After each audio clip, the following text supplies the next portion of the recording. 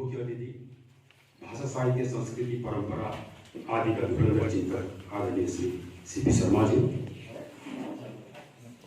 त्यसैगरी नेपाली भाषा आन्दोलन कालदेखि नै एक सशक्त योद्धाका रूपमा कार्य गर्दै आउनुभएका हाल सिक्किम अकादमीका अध्यक्ष अनि यस समारोहका अध्यक्ष आदरणीय श्री एसआर सुब्बाजी, विशेष अतिथि आदरणीय श्री सीपी गिरीजी, त्यसैगरी नेपाली साहित्य परिषदका पूर्व अध्यक्ष श्री श्याम खतिवडाज्यू, यसरी नै अभियन्ता सँगसँगै भाषा साहित्यसँग सधैँ आबद्ध रहने आदरणीय श्री भाइ चापागाईज्यू, त्यसैगरी सिक्किम अकादमीका महासचिव श्री पूर्ण योजनजी, अकादमीकै आदरणीय श्री धीरज शर्माज्यू, त्यसैगरी कलाकार सङ्घका अध्यक्ष श्री चुलाल घिमिरेज्यू, यहाँहरू सबैलाई म आज यस अनुष्ठानमा अन्तस्करणबाट अभिवादन तथा स्वागत गर्न चाहन्छु।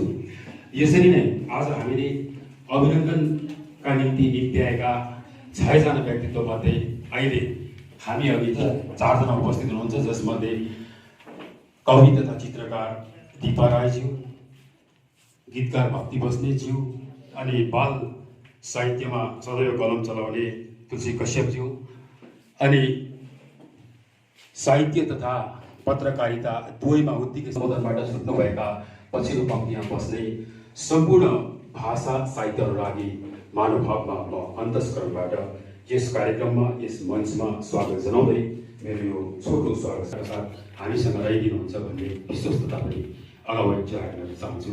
स्वागत। हजुरलाई त्यहाँ सभा अध्यक्षको रूपमा मेरो छेउमा राख्दाखेरि मैले जाँदाखेरि केही अन्याय अप्ठ्यारो हुन्छ जस्तो मैले महसुस गरिनँ, तर तपाईँहरूसँग चाहिँ मैले खेद प्रकट गर्छु। यो समय त्यस्तै पर्यो तपाईँहरूले, अनि मैले अमर बानियाज्यूलाई भनेको पनि थिएँ, मलाई अवश्य पनि यस्तो कार्यक्रमहरूमा मुख्य अतिथि सभा अध्यक्ष नराखिदिनुहोस्, कोही बेला इमर्जेन्सी यस्तै पर्न सक्छ, हतारको कार्यक्रम पर्न सक्छ। त्यसैले गर्दाखेरि म बरु एउटा श्रोताको रूपमा दर्शकको रूपमा आएर सधैँभरि तपाईँहरूलाई साथ दिन्छु। यो कुनै एउटा भारी कार्यभारलाई मैले निभाउनु पर्ने हुन्छ, तर आजको जुन कार्यक्रम छ यो कार्यक्रम सफल होस् भन्ने कामना म अगाडि राख्छु। तपाईँहरू विद्वान विदुषीहरू यहाँ उपस्थित हुनुहुन्छ, विराजमान हुनुहुन्छ। तपाईँहरू सबैले आजको कार्यक्रम राम्रोसँगले यसलाई सम्पादन गरिदिनुहोस्, राम्रोसँगले बसेर सबैले मनोरञ्जन उठाइदिनुहोस्, स्वाद लिइदिनुहोस्। अनि अमर बानियाज्यू मात्रै नभएर उहाँको सहयोगी जति पनि हुनुहुन्छ तपाईँहरू सबैलाई धेरै धेरै धन्यवाद दिन चाहन्छु, बधाई टक्राउन चाहन्छु।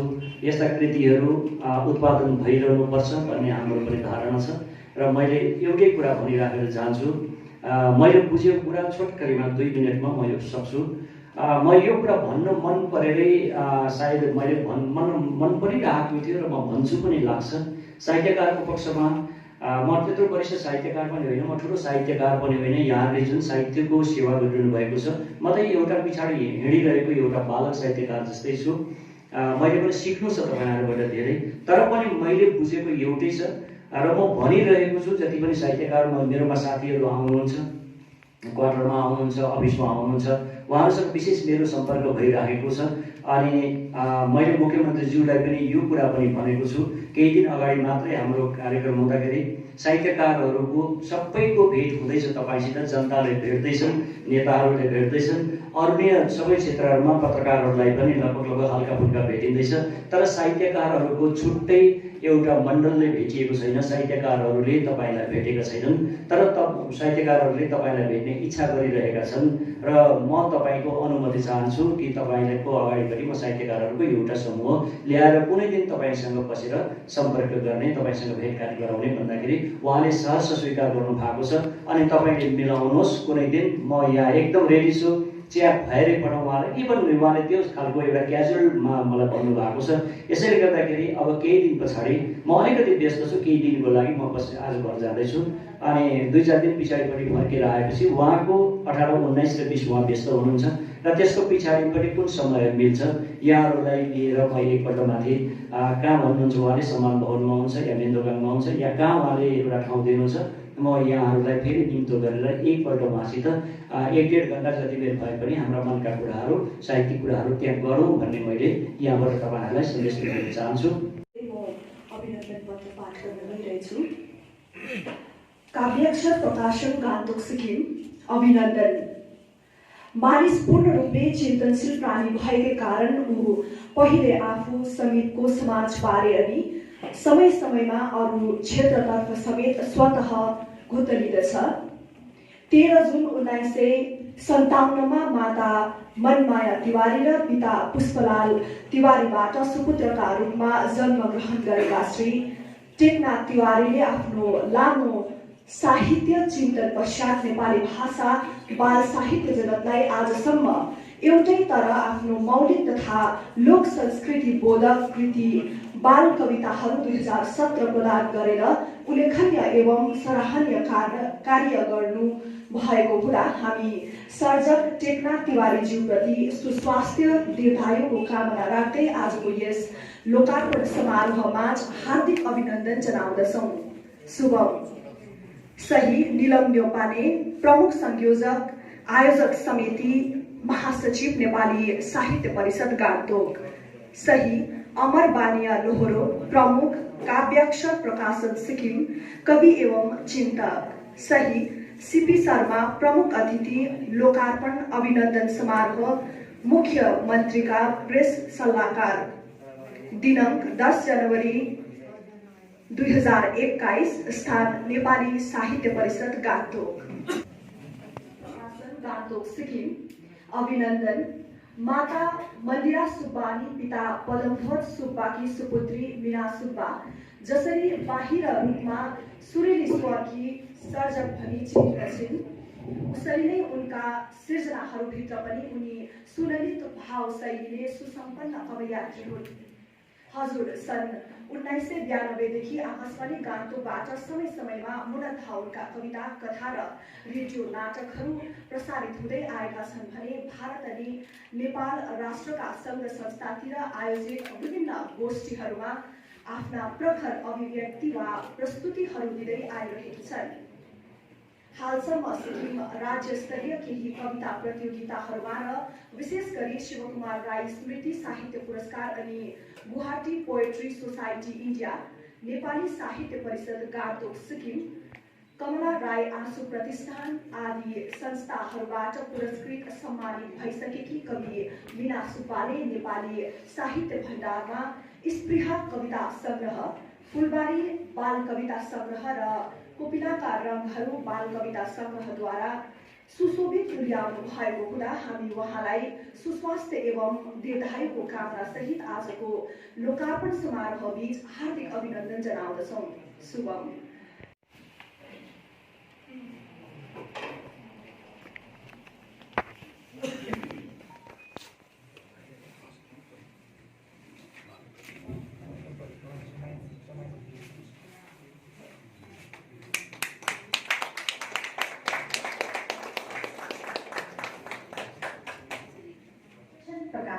गान्तोक सिक्किम। अभिनन्दन। भनिन्छ प्रत्येक गीत कविता हुन्छ, तर प्रत्येक कविता गीत हुँदैनन्। यस अर्थमा गीतकार भक्ति शर्मा केवल गीतकार मात्र होइनन्, अपितु एक सशक्त कवियात्री पनि हुन्। हालसम्म नेपाली गीती फड्कामा गीतका अनुभूतिहरू, पाइलाहरू, निबन्ध मन जस्ता गीती सङ्ग्रह प्रकाशित गरिसकेकी अनि भक्तिको उमङ्ग नामक गीती एल्बम प्रस्तुत गरिसकेकी गीतकार भक्ति शर्माका शब्दहरूमा नेपाली सङ्गीत जगतका वरिष्ठ सङ्गीतकारहरू मधुसूदन लामा, शिलाबहादुर मोक्तान, चन्दन लम्जेल, राजेन घिमिरे तथा न्यू वज्राचार्यले सङ्गीत भरिसकेका छन् भने वरिष्ठ गायिका कुन्ती मोक्तान, रिमा गुरुङ तथा गायक थुप्तेन भुटिया जस्ता वरिष्ठ कलाकारहरूका स्वयंमा गीत रेकर्ड भइसकेका छन्। मूलत भक्ति शर्मालाई सिक्किमेली नेपाली गीत लेखन परम्पराको तेस्रो चरणकी एक सशक्त गीतकार मान्न सकिन्छ। अतः यिनै सन्दर्भहरूलाई आत्मसात गर्दै काव्याक्षर प्रकाशन सिक्किम उनलाई हार्दिक अभिनन्दन टक्राउँदछ। उनको हस्ताक्षर निरन्तर रहोस्, हाम्रो मङ्गलमय शुभकामना। ग्रहण गरिदिने आग्रह गर्छु।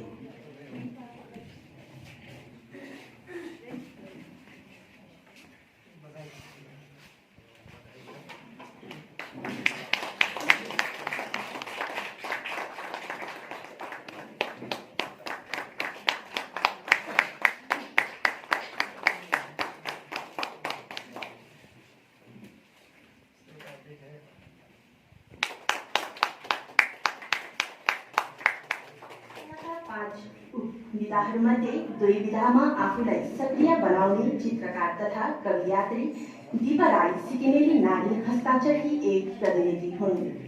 2 दशकदेखि निरन्तर साहित्य र चित्रकारितामा तल्लीन दिपा राईका हालसम्म फुर्तर रचना बाहेक एउटा कविता सङ्ग्रह दिपाको भ्रम प्रकाशित भइसकेको छ भने अन्तिम जाम कविता सङ्ग्रह प्रकाश उन्मुख छन्। सिक्किमको एकमात्र चित्रकार मञ्च ओडिया आर्ट सर्कलकी अध्यक्ष दिपा राईले सिक्किम राज्यभित्र मात्र आफ्नो कला सीमित नराखेर भारतका भूभाग तथा नेपालमा समेत आफ्नो कलाकारिता प्रस्तुत गरिसकेकी छिन्। यिनै तमाम उपलब्धिहरूलाई मुक्त कण्डली प्रशंसा गर्दै काव्याक्षर प्रकाशन सिक्किम दिपा राईप्रति हार्दिक अभिनन्दन जनाउँदछ। उनको सृजन क्षमता अझ टटकारो बन्दै जाओस्। हाम्रो लाखौं लाख शुभकामना। शुभम। अब म चित्रकार एवं कवयित्री दिपा राईज्यूलाई मञ्चमा निम्त्याउँदछु।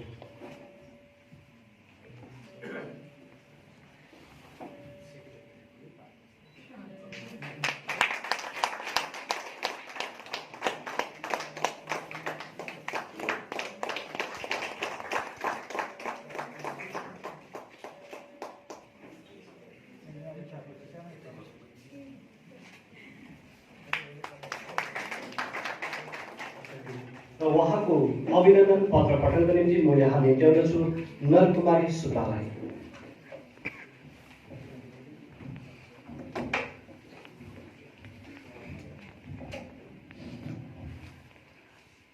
काव्याक्षर प्रकाशन कामतोक सिक्किम अभिनन्दन।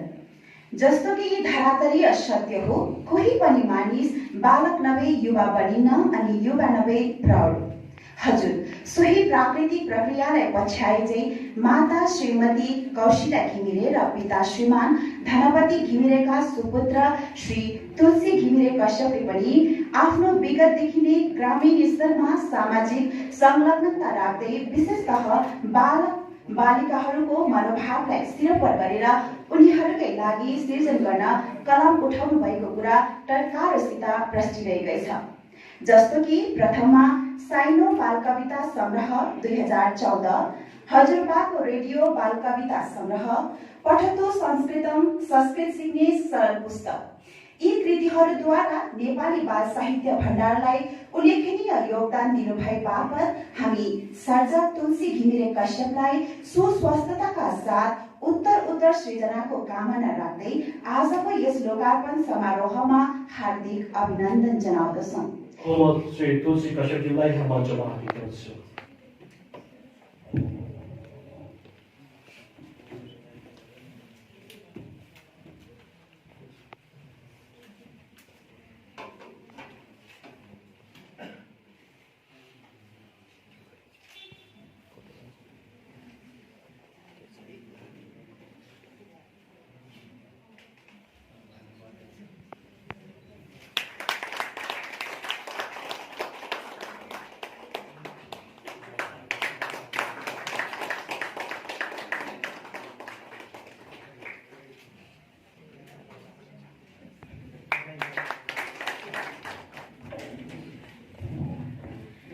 काव्याक्षर प्रकाशन कामतोक सिक्किम अभिनन्दन।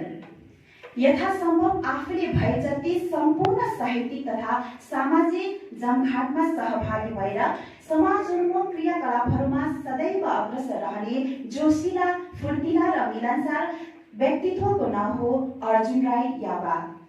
पत्रकारिता तथा साहित्य दुवै विधामा कलम चलाउन सक्षम अर्जुन याबा युवाहरूका निम्ति एक उदाहरण स्वरूप हुन्। उहाँ गाउँ स्तरमै साहित्यिक मंच अभियान साहित्य समिति गठन गरेर उदीयमान प्रतिभाहरूलाई दर्शक, श्रोता तथा पाठकहरूमाझ प्रस्तुत हुन क्षमतावान बनाउनमा यावाको योगदान उल्लेखनीय मान्नुपर्छ। उनले हालसम्म लेख संग्रह प्रकाशित गरेका छन् भने अभियान नामक सामायिक पत्रिका पनि सम्पादन गर्दै आइरहेका छन्। उनीबाट नव प्रतिभाहरू सदैव पल्लवित हुन पाइरहन्। काव्याक्षर प्रकाशन सिक्किम उहाँप्रति हार्दिक बधाई, अभिनन्दन एवं शुभकामना व्यक्त गर्दछ। शुभम सही नीलम न्यौपाने प्रमुख संयोजक आयोजक समिति महासचिव नेपाली साहित्य परिषद गान्तोक। सही अमर बानिया लोहोरो प्रमुख काव्याक्ष प्रकाशन सिक्किम कवि एवं चिन्तक। सही सीपी शर्मा प्रमुख अतिथि लोकार्पण अभिनन्दन समारोह मुख्यमन्त्रीका प्रेस सल्लाहकार। दिनांक 10 जनवरी 2021 स्थान नेपाली साहित्य परिषद गान्तोक। श्री अर्जुन यमाज्यूलाई मञ्चमा निम्त्याउँदछु।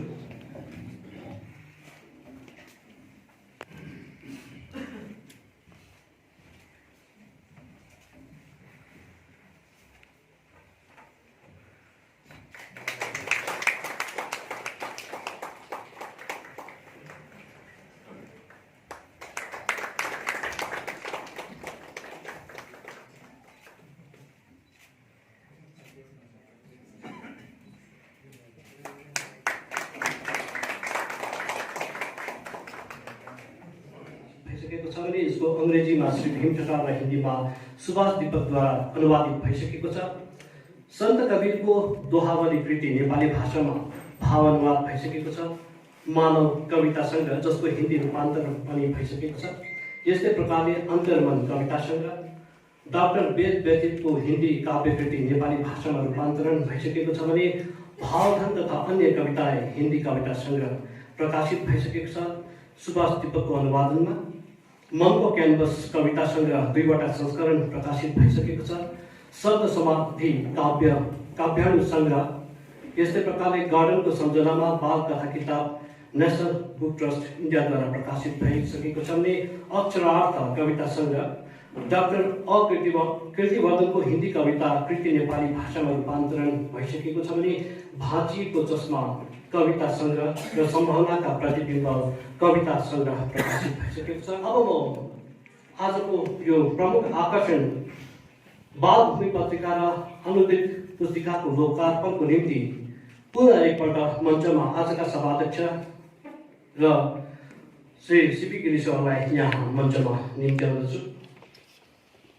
साथसाथै म अमर बानिया सर र नीलम न्यौपानेजीलाई पनि यहाँ मञ्चमा निम्त्याउँदछु।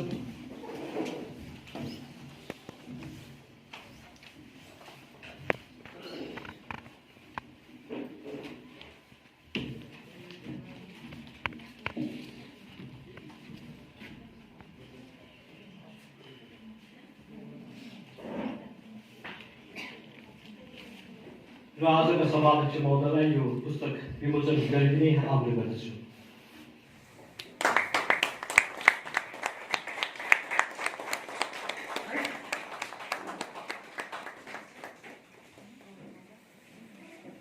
र यसरी पुस्तिकाको विमोचन भइसकेको छ।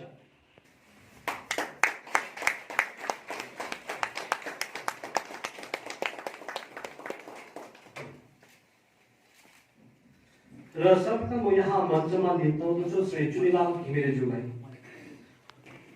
मञ्चमा आएर यो पुस्तक ग्रहण गरिदिने आग्रह गर्दछु।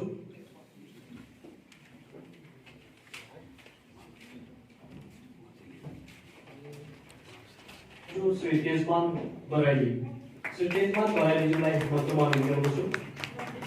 उहाँ सायद उपस्थित हुनुहुन्न। यस्तै प्रकारले निम्ताउँदछु डाक्टर शान्ति छेत्री, उहाँ पनि हुनुहुन्न। स्नेहलता राई, शिशुपाल शर्मा, पीएल शर्मा, नरबहादुर राय, शिला धामी, श्री पीएल शर्माज्यू,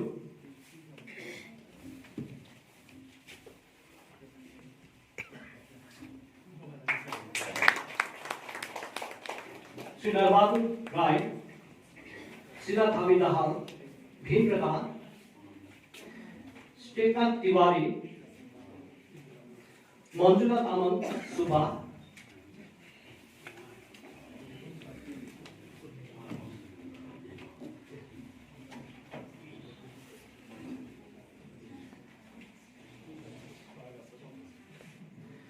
श्री टीएन तिवारी, भक्ति शर्मा, यसरी नै निम्ताउँदछु दीपा राई,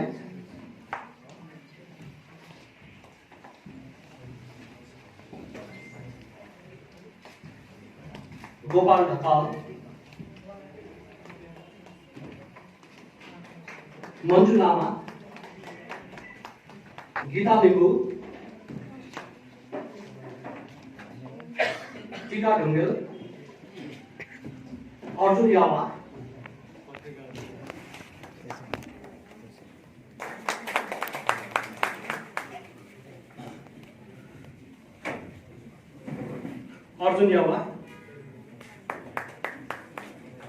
मालती नेपाली, तुलसी घिमिरे,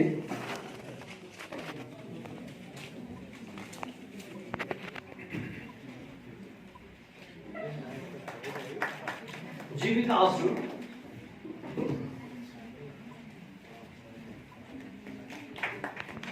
सूरज छेत्री, ललित लोहार, आरती शर्मा।